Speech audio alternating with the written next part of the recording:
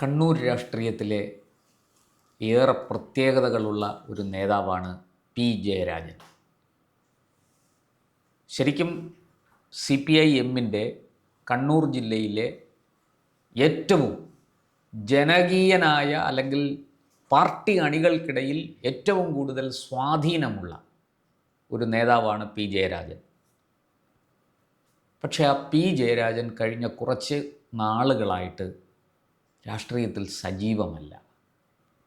അദ്ദേഹത്തിൻ്റെ ശബ്ദം കേൾക്കാനില്ല. അദ്ദേഹത്തെ വിഷ്വൽ മീഡിയയിൽ എങ്ങും കാണുന്നില്ല.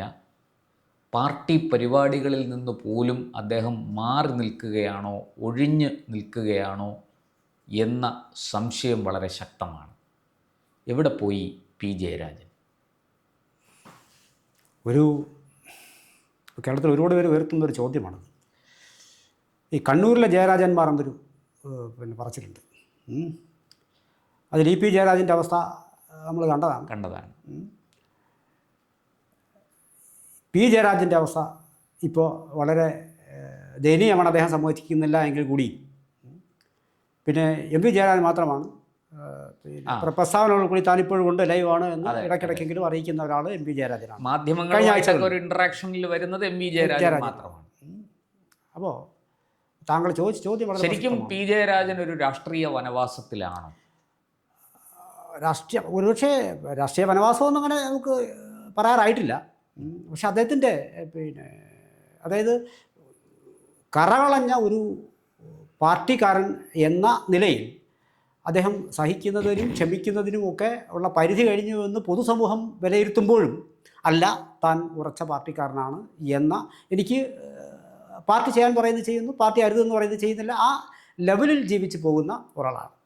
അപ്പം അത് ഒരുപക്ഷെ കണ്ണൂരിൽ ഇദ്ദേഹത്തിനോട് ഇപ്പോൾ വലിയ തോതിൽ ഇദ്ദേഹത്തിന് അനുചര വൃന്ദമുണ്ട്.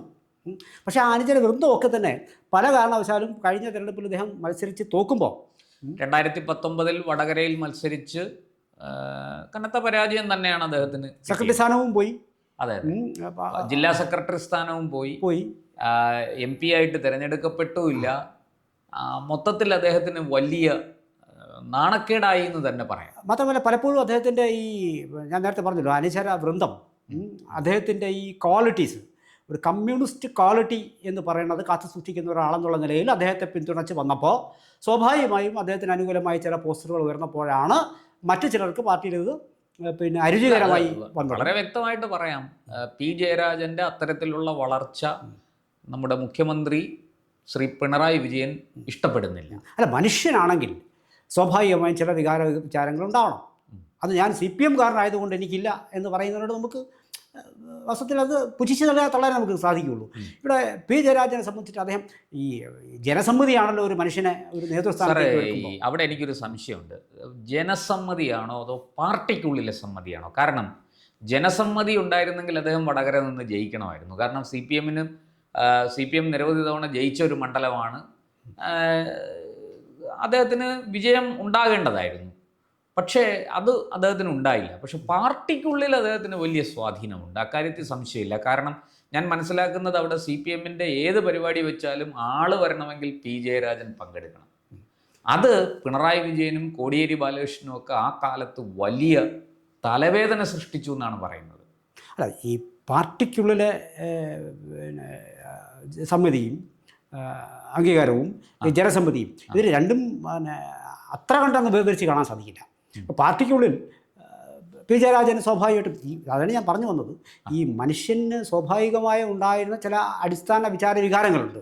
അത് ഇപ്പോൾ പി ജയരാജൻ അദ്ദേഹം ഒരു വലിയ നേതാവായിട്ട്, അത് ഞാൻ പറയും, കമ്മ്യൂണിസ്റ്റ് ക്വാളിറ്റി കൃത്യമായും കാത്തുസൂക്ഷിക്കുന്ന ഒരു നേതാവ് എന്നുള്ള നിലയിൽ അദ്ദേഹത്തിന് ഉണ്ടാകുന്ന ഒരു പൊതുസമ്മതിയാണ്. അതിനകത്ത് ചിലപ്പോൾ ആൾക്കാരും ഈ പാർട്ടിക്കാരും കാണും, പാർട്ടിക്കാരല്ലാത്തവരും ഉണ്ടാവും. പാർട്ടിക്കുള്ളിൽ മറിച്ച് അവിടെയും സ്വാഭാവികമായിട്ടും ഒരു കേഡർ സിസ്റ്റം വഴി വളർന്നു വരുന്ന ഒരാളാണ്. അപ്പോൾ അതിനകത്തും ഈ പറഞ്ഞതുപോലെ ഈ അദ്ദേഹത്തെ കടന്നുപോയ ആൾക്കാരും ഉണ്ടില്ലെന്ന് പറയുന്നില്ല. പാർട്ടിക്കുള്ളിൽ പോലും അദ്ദേഹത്തിനുള്ള ഒരു പൊതുസമ്മതി പരസ്യമായി പറയാൻ പാർട്ടിക്കുള്ളിൽ ആൾക്കാർ തയ്യാറല്ല. അത് പറഞ്ഞാൽ ജയരാജൻ്റെ ഇപ്പോഴത്തെ അവസ്ഥയായിരിക്കും തനിക്കും വരാൻ പോകുന്നതെന്ന് ചിന്തിക്കുമ്പോൾ, അതുകൊണ്ട് പാർട്ടിക്കുള്ളിൽ സംബന്ധിച്ച് മുന്നറിയിപ്പ് അത് അളക്കാൻ കഴിയില്ല. അതിന് കടിഞ്ഞാണിടലാണ് വാസ്തവത്തിൽ ചില ഈ ഇങ്ങനെയുള്ള കുതിക്കുന്ന കുതിരകളെ ഇട്ട് പിടിക്കുമ്പോൾ ബാക്കിയുള്ള ഇതേപോലെ ആൾക്കാരുടെ ആ വരവ് നിൽക്കും.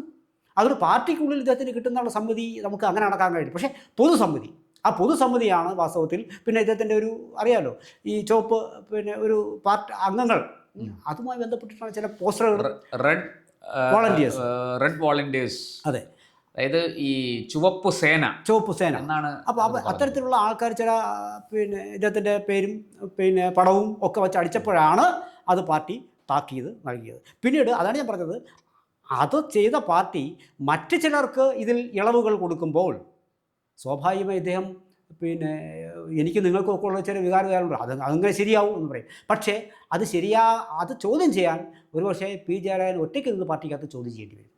വേറെ ആരും ചോദ്യം ചെയ്യില്ല. സാർ, അത് ശരിയാണ്. പി ജയരാജൻ ഈ പറയുന്നത് പോലെ ഏത് വെല്ലുവിളിയെ നേരിടാൻ കരുത്തുള്ളൊരു നേതാവാണ്. ഏറ്റവും ഒടുവിൽ നമ്മൾ അദ്ദേഹത്തെ കണ്ടത് ഈ വടകര തെരഞ്ഞെടുപ്പിന് ശേഷം അദ്ദേഹം പൊളിറ്റിക്കൽ ഇസ്ലാമിനെ കുറിച്ചൊരു പുസ്തകം എഴുതി. ആ പുസ്തകത്തിൻ്റെ പ്രകാശനം മുഖ്യമന്ത്രി പിണറായി വിജയനാണ് നിർവഹിച്ചത്. പക്ഷെ പിണറായി വിജയൻ ആ പുസ്തകം പ്രകാശിപ്പിച്ചുകൊണ്ട് പറഞ്ഞത് തന്നെ ഇതിലുള്ള എല്ലാ കാര്യങ്ങളോടും യോജിപ്പില്ല. പി ജയരാജൻ അദ്ദേഹത്തിൻ്റെ അഭിപ്രായമാണ് പറയുന്നത്, അത് പാർട്ടിയുടെ അഭിപ്രായമല്ല എന്നൊക്കെ പറഞ്ഞുകൊണ്ടാണ് പി ജയരാജൻ ജമാഅത്ത് ഇസ്ലാമിയെ അതിരൂക്ഷമായി വിമർശിച്ചുകൊണ്ടാണ് ആ പുസ്തകം എഴുതിയിരിക്കുന്നത്. കേരളത്തിലെ പൊളിറ്റിക്കൽ ഇസ്ലാമിൻ്റെ ഗ്രോത്ത്, വളർച്ച വളരെ കൃത്യമായിട്ട് പി ജയരാജൻ രേഖപ്പെടുത്തിയിട്ടുണ്ട്.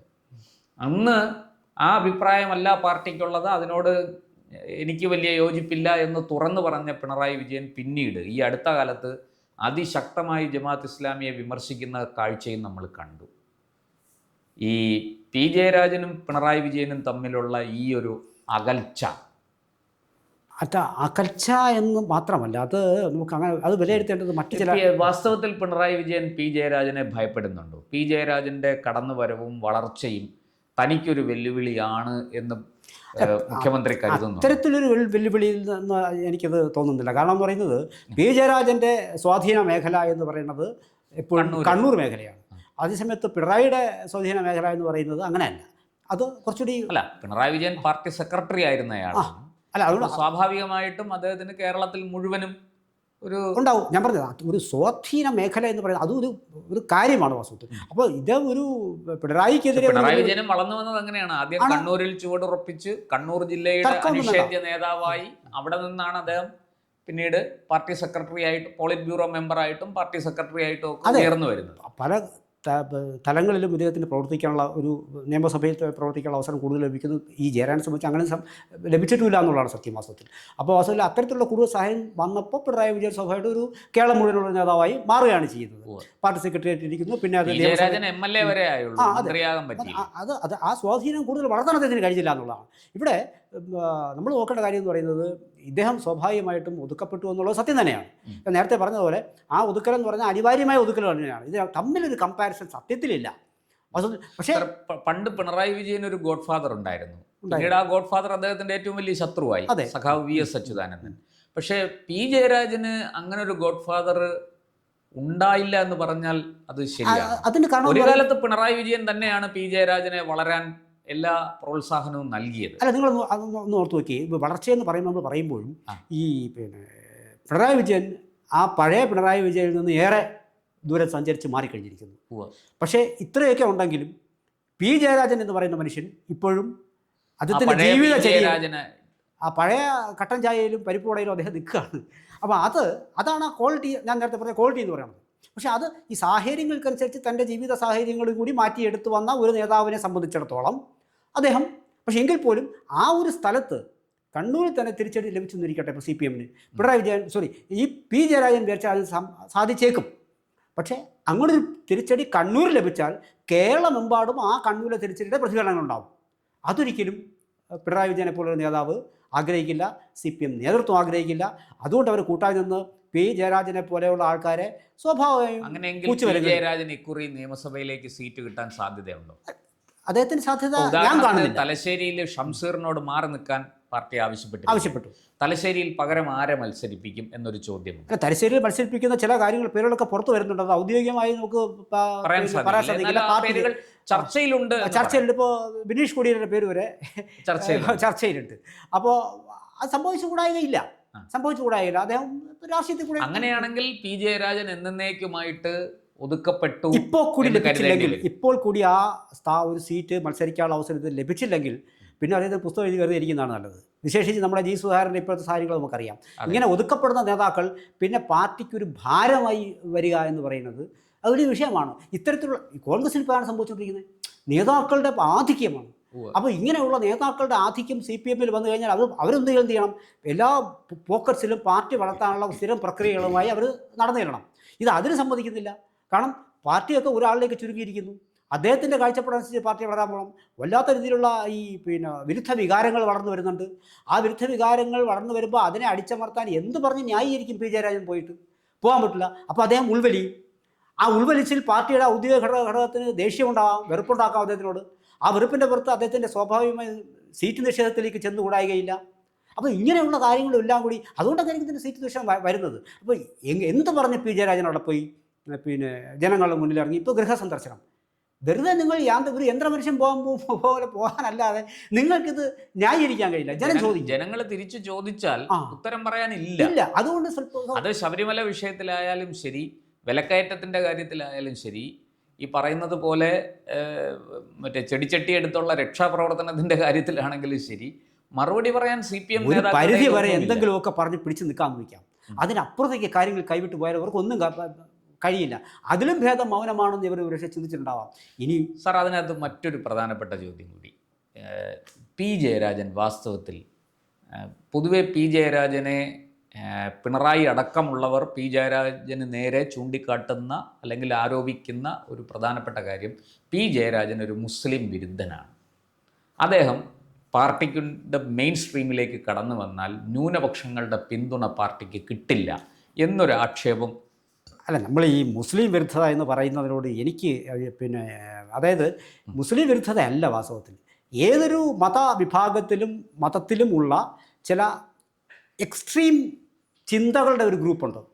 അവിടെ പി ജയരാജൻ എന്ന് പറയുന്നത് അത്തരം ചിന്ത, ഇപ്പോൾ ഹിന്ദു മതമാകട്ടെ ഇസ്ലാം മതമാകട്ടെ, അതിനകത്തുള്ള എക്സ്ട്രീം തോട്ടുകൾ വച്ച് പുലർത്തുകയും അത്തരം ആക്ടിവിറ്റീസിലേക്ക് കടക്കുകയും ചെയ്യുന്ന ആൾക്കാരെ ആ മതവിഭാഗങ്ങൾ പോലും പരസ്യമായി യോജിക്കാൻ കഴിയില്ല. അപ്പോൾ പിന്നെ മറ്റു മതവിഭാഗങ്ങളിലുള്ള ആൾക്കാർക്ക് ഒരിക്കലും കഴിയില്ല. ഇവിടെ സംഭവിച്ചിരിക്കുന്ന കാര്യം എന്ന് പറയുന്നത് അത്തരം ഗ്രൂപ്പുകളെ കഠിനമായ വാക്കുകൾ കൊണ്ട് നേരിടുമ്പോൾ അത് മൊത്തം ആ സമുദായത്തിനെതിരെയാണെന്ന് വ്യാഖ്യാനിക്കുമ്പോഴാണ് ഈ പ്രശ്നം വരുന്നത്. പക്ഷേ സാർ, ഈ അരിയിൽ ഷുക്കൂറിൻ്റെ കൊലപാതകം ഉൾപ്പെടെയുള്ള കേസ് അത് പാർട്ടിക്കും പി ജയരാജന് ഒരു വലിയ തിരിച്ചടി ആയില്ലേ? കേട്ടിട്ടുണ്ടാവും. ഇങ്ങനെ അത് മാത്രമല്ലല്ലോ, ഇത് പല കാര്യങ്ങൾക്ക് പല ഇത്തരത്തിലുള്ള ഏറ്റുമുട്ടലുകളും വേറെയും പല ന്യൂനപക്ഷങ്ങളിൽപ്പെട്ട പലരുടെയും മരണവുമായി ബന്ധപ്പെട്ട് പി ജയരാജന്റെ പേരാണ് ഉയർന്നത്. അത് പറഞ്ഞു കേൾക്കുന്നതെന്ന് പറയുന്നത് നമുക്ക് അതായത് ചില ആൾക്കാർ, ഞാനത് കേസുകളിൽ അദ്ദേഹം പ്രതിയാണ്. അതെ നമുക്ക് ഏത് സമൂഹത്തിലും ഇത്തരം ഇപ്പോൾ ഇങ്ങനെ ഒരു ക്രിമിനൽ ആക്ടിവിറ്റി നടക്കുമ്പോൾ അതിൻ്റെ ഉള്ളിൽ നമുക്ക് കാണാൻ സാധിക്കാത്തതായ ചില ഈ വർഗീയ വിഷവികാരങ്ങളും ഉണ്ടാവും സ്വാഭാവികമായി. അപ്പോൾ അത്തരം ആൾക്കാരെ സ്വാഭാവികമായിട്ട് ഇപ്പോൾ കേരളത്തിൽ അങ്ങനെയുള്ള കൊലപാതകങ്ങൾ ഒരുപാട് നടന്ന നാടാണ് കേരളം. അങ്ങോളം ഇങ്ങോളം നടന്ന നാടാണ്. അപ്പോൾ അവരെല്ലാം പരസ്പരം പറയുന്ന കൊലം അവൻ വളർന്നു വന്ന പ്രശ്നമാണ്. അപ്പോൾ ഈ ഒരു അടക്കം പറച്ചിലാണ് അവിടെ വിഷയം എന്ന് പറയുന്നത്. അത് എല്ലാ മതവിഭാഗങ്ങളിലുമുണ്ട്. ഇത്തരം കൊലപാതകങ്ങളാണ് CPM-ന് കരിവാരി തേച്ചിട്ടുള്ളതും. CPM പറയുന്നത് നിലനിൽപ്പ് രാഷ്ട്രീയത്തിൻ്റെ ഭാഗമായിട്ടാണ് ചെയ്തതെന്ന് പറയുന്നു. മറുഭാഗം പറയുന്നത് ഇതേ ന്യായം തന്നെയാണ്. അവരും പറയുന്നത് നിലനിൽപ്പിന്റെ ഭാഗമായിട്ട്. അങ്ങനെ BJP അത് പറയുന്നു, CPM അത് പറയുന്നു. കുറച്ച് താഴെ നിൽക്കുന്നത് കോൺഗ്രസ്സുകാരെന്ന് മാത്രമേ ഉള്ളൂ. ഏറ്റുമുട്ടാതെ അവർ മാറി നിൽക്കുന്നു. അവരുടെ ഈ തന്ത്രം വേറെയാണ്, സംഘടനാ ശക്തി തന്ത്രം വേറെയാണ്. അപ്പോൾ പരസ്പരം പൊരുതിയാണ് വരുന്നത്. അപ്പോൾ അവർ പൊരുതുമ്പോൾ അവർ വിചാരിക്കും ഈ ഗ്രൂപ്പ് അവിടെ ഉണ്ടാവരുത്, ഇവൻ അവിടെ ഉണ്ടാവരുത് എന്ന്. അതിലെ പലപ്പോഴും വലിയ വലിയ കൊലപാതകങ്ങളിലേക്ക് നയിച്ചത് CPM-നും BJP-ക്കും അങ്ങനെ ഒരുപാട് കാര്യങ്ങൾ ഏറ്റുപറയാനുണ്ട്. ഇപ്പം അതിനകത്ത് SDPI കൂടി കടന്നു വന്നിരിക്കുന്നു വളരെ ശക്തമായിട്ട്. SDPI CPM ഏറ്റുമുട്ടൽ ഈ കണ്ണൂർ ജില്ലയിൽ ഒരു സമയത്ത് വ്യാപകമായിരുന്നു. അവർ പോപ്പുലർ ഫ്രണ്ട് നിരോധിക്കപ്പെട്ടതിനൊക്കെ ശേഷമാണ് ഇതിലൊക്കെ അളവ് കുറഞ്ഞത്. ഈ പോപ്പുലർ ഫ്രണ്ടിനെയും SDPIയെയും സംബന്ധിച്ചിടത്തോളം CPM-ഉം BJP-യും ഒരുപോലെ ശത്രുക്കളാണ് അവരുടെ. അല്ല, എനിക്ക് ഇതിനകത്ത് പറയാനുള്ളതാണ്, ഇപ്പോൾ ഒരിക്കലും ഈ രാഷ്ട്രീയത്തെ രാഷ്ട്രീയമായി കാണണം.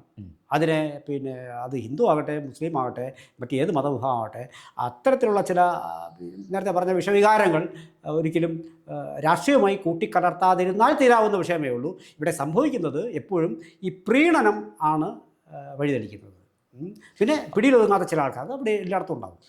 അങ്ങനെയെങ്കിൽ സാറ് ഈ പറഞ്ഞതുപോലെ പി ജയരാജൻ ഈ തെരഞ്ഞെടുപ്പിൽ മത്സരിക്കാൻ സാധ്യതയുണ്ട്? നേരത്തെ പറഞ്ഞ സാഹചര്യങ്ങളൊക്കെ വെച്ച് നോക്കുമ്പോൾ മത്സരിക്കാനുള്ള സാധ്യത ഇല്ല. ഒരു പക്ഷേ ഈ ഒരു 10 പേരെ ഒതുക്കി നിർത്തുമ്പോഴേ അതിൽ 1-2 പേർക്ക് സീറ്റ് കിട്ടും. ആ കൂട്ടത്തിൽ പെട്ടാൽ പെട്ടു എന്നുള്ളതല്ലാതെ സ്വാഭാവികം പറ്റും. ഇങ്ങനെ ഒരു പിന്നെ അത് മാത്രമല്ല, ഈ ചോദിച്ചതിന് മറ്റൊരു ഉത്തരം കൂടിയുണ്ട് ഇതിനകത്ത്. ഇങ്ങനെയുള്ള ആൾക്കാരെ മാറ്റി നിർത്തപ്പെടുമ്പോൾ സ്വാഭാവികമായും അത് ഇതേ സമാന മനസ്കരായ പാർട്ടി അംഗങ്ങൾ താഴേക്കുണ്ടെന്ന് ഓർക്കണം. സാധാ പാർട്ടി അംഗങ്ങൾ, അവർക്കും ഈ വിരുദ്ധ വികാരം മനസ്സിൽ, പാർട്ടിയോട് തന്നെയുള്ള വിരുദ്ധ വികാരം പിന്നെ മനസ്സിലുണ്ടാവും. അത് കാണാൻ ഒരു പക്ഷേ പാർട്ടിക്ക് കഴിയില്ല. അവിടെ നിന്നുള്ള വോട്ട് ചോർച്ച പോലും സംഭവിച്ചു കൂടായികയില്ല. അതിനെ ഒരുപക്ഷെ നമ്മൾ ഭരണവിരുദ്ധ വികാരമായിട്ട് മാത്രമല്ല നമ്മൾ കാണേണ്ടത്, പാർട്ടിക്കുള്ളിൽ തന്നെ പാർട്ടിക്കുള്ള ഒരു ഉൾപാർട്ടി പിന്നെ പാർട്ടിയെ അവർ പറയുന്നത് മെച്ചപ്പെടുത്തുന്നതിന്റെ ഭാഗമായി നമ്മൾ ഇക്കുറി മാറ്റിയിടും എന്ന് ചിലരെ മാറ്റി നിർത്തുന്നു, ചിലരെ പിൻവലിക്കുന്നു, ചില ആൾക്കാരെ അവതരിപ്പിക്കുന്നു.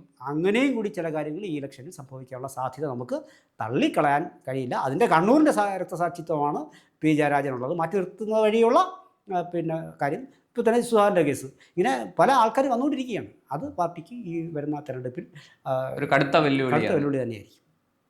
കൂടുതൽ വാർത്തകളും വിശേഷങ്ങളും നേരിട്ട് ലഭിക്കാൻ ജനങ്ങളിൽ നിന്ന് ജനങ്ങളിലേക്ക് ജനഭൂമി ന്യൂസ് സബ്സ്ക്രൈബ് ചെയ്യൂ. ബെൽ ബട്ടൺ അമർത്താനും മറക്കരുത്.